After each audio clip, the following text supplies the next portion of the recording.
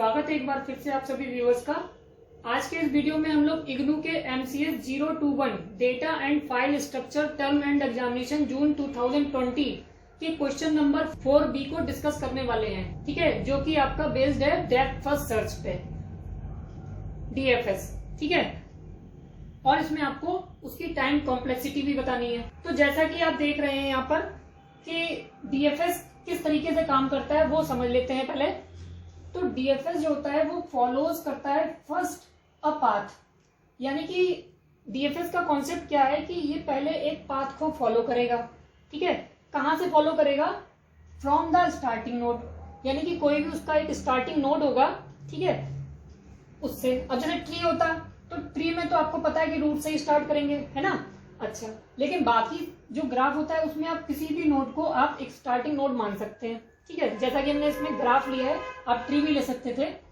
अच्छा, तो हमने from the starting node to an ending node, और वो कहाँ तक चलेगा?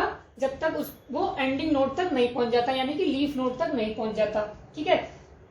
तो इसका नाम ही देखिए डेप्थ फर्स्ट सर्च है।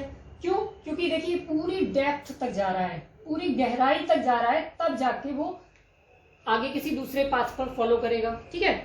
Then another path from the start to the end, यानी कि फिर दूसरा पाथ फॉलो करेगा, फिर एंड तक जाएगा, और इसी तरीके से प्रक्रिया चलती रहेगी। और वो प्रक्रिया कब खत्म होगी? Until all nodes have been visited, ठीक है, जब तक कि सारे के सारे नोड विजिटेड नहीं हो जाते, ठीक है। अब चलिए इसकी एल्गो पे कुछ बात कर लेते हैं। तो एल्गो में जैसा कि आपको बता रहा है कि यहाँ पर हम लोग क्या यूज करते हैं, यहाँ पर उसका स्टेटस यूज करते हैं। जैसे हर आदमी का अपना एक स्टेटस होता है, वैसे हम लोगों ने यहाँ पर इसके 3 स्टेटस ले रखे हैं, स्टेटस 1, स्टेटस 2, स्टेटस 3, ठीक है।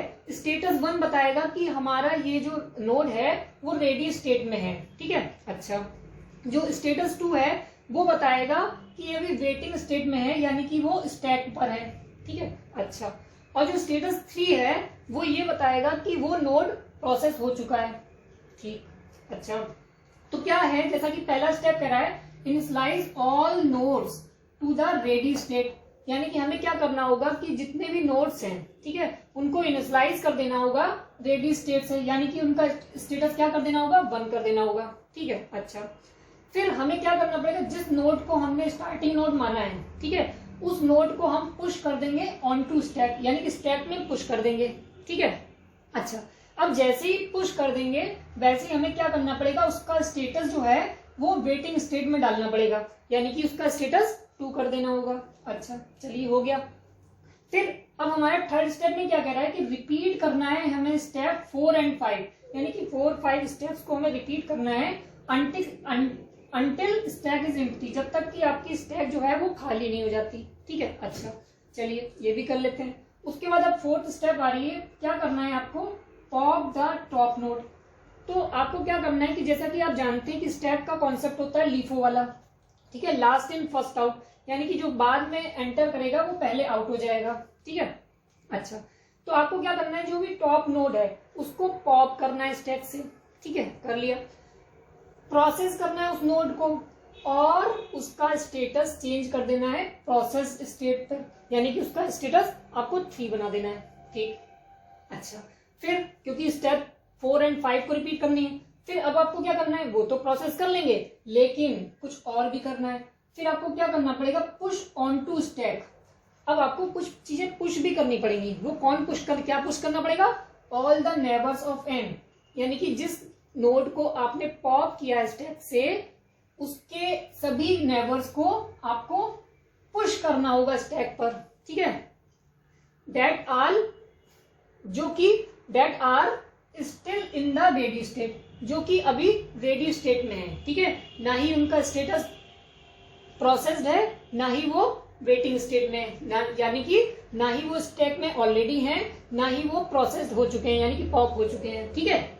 अच्छा, and change their status to the waiting state, और उनका स्टेटस आपको क्या कर देना होगा? वेटिंग स्टेट, यानी कि स्टेटस 2। यही लूप चलता रहेगा कब तक? जब तक कि आपकी स्टैक एम्प्टी नहीं हो जाती। तो फिर यहाँ पर हमने एंड ऑफ स्टेप 3 लूप कर दिया, एग्जिट कर दिया उसके बाद, ठीक है।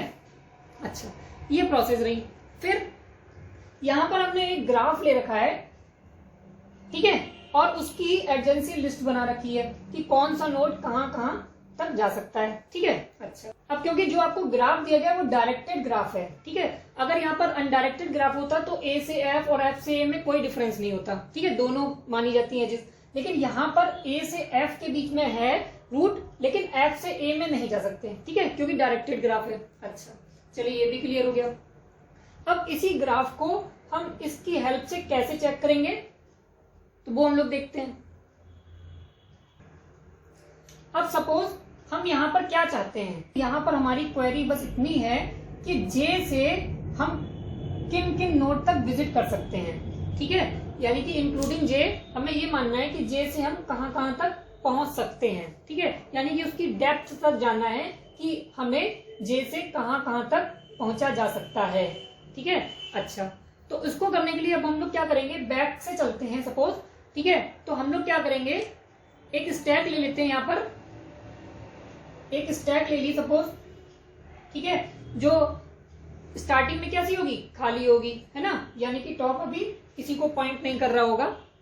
अच्छा फिर हमने क्या करा, हमें जैसा कि पहले कहा था कि हमें all initialize all the nodes to the ready state, तो हमने क्या करा कि जितने भी हमारे पास नोड थे सबको हमने रेडी स्टेट में डाल दिया, यानी कि उसका स्टेटस 1 कर दिया, चलिए ठीक है, हो गए। उसके बाद हमने क्या करना है, पुश द स्टार्टिंग नोड, तो हमने यहाँ पर हमें जे से देखना है, तो हमने जे को पुश कर लिया अपने स्टैक में, ठीक है, जे को पुश कर लिया अपने स्टैक में, यानी कि अब जो हमारा टॉप है वो जे को पॉइंट कर रहा होगा, ठीक है। अच्छा फिर अब हमें क्या करना है कि उसका स्टेटस हमें क्या कर देना होगा, जे का स्टेटस हो जाएगा अब 2, ठीक है, चलिए जे का स्टेटस 2 हो गया। और अब क्या करना है, थर्ड स्टेप में क्या करना है कि repeat step 4 and 5 until stack is empty, ठीक है, जब तक कि हमारी स्टैक खाली नहीं हो जाती तब तक हमें ये प्रोसेस चलाते रहना होगा। तो पॉप करना है टॉप नोड को, तो इस समय टॉप में क्या है, जे, ठीक है, तो हम यहाँ पर प्रिंट भी करते जा रहे हैं कि जो नोड प्रोसेस हो रहा है उसको हम प्रिंट करते जा रहे हैं, तो हमारा नोड कौन सा प्रोसेस हुआ, जे, ठीक है, तो जे हो गया। तो अब हमने क्या करा, यहां से जे को रिमूव कर दिया, ठीक है, जे को रिमूव कर दिया। अच्छा उसके बाद हमें क्या करना है, और उसका स्टेटस कैसा हो गया, प्रोसेस स्टेट, यानी कि वो वहां पे प्रोसेस हो गई या प्रिंट हो गई, जो भी आप मान लीजिए, ठीक है, तो वो उसका स्टेटस कैसा हो गया, 3 हो गया।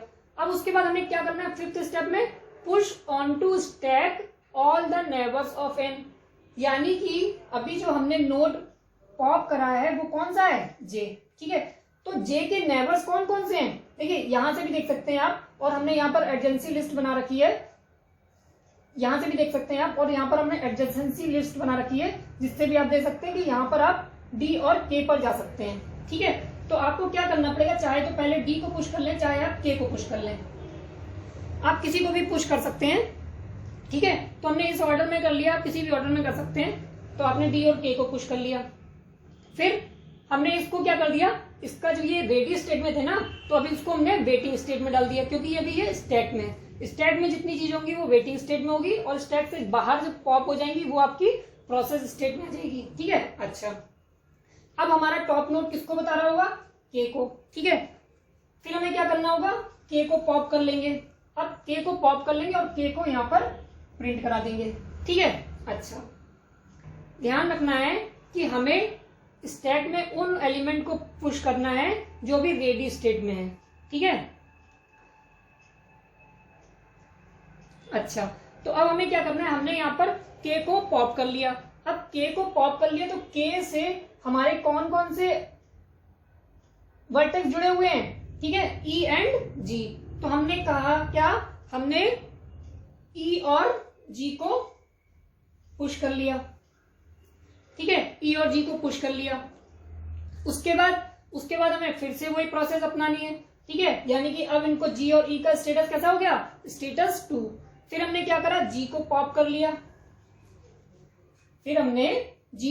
लिया, ठीक है, आप 1 by 1 चाहे तो अलग अलग दिखा सकते हैं, ठीक है, तो कि कैसे स्टेप चली हैं वो चीज। फिर हमने अब जी को पॉप कर लिया, तो अब हमें जी को यहाँ पर लिख देना होगा, ठीक है, जी को हमने यहाँ लिख दिया।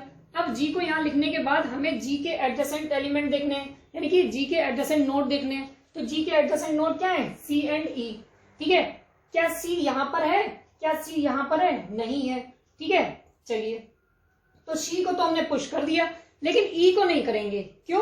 क्योंकि ई का जो स्टेटस है वो 2 है, यानी कि वो ऑलरेडी स्टैक पर है।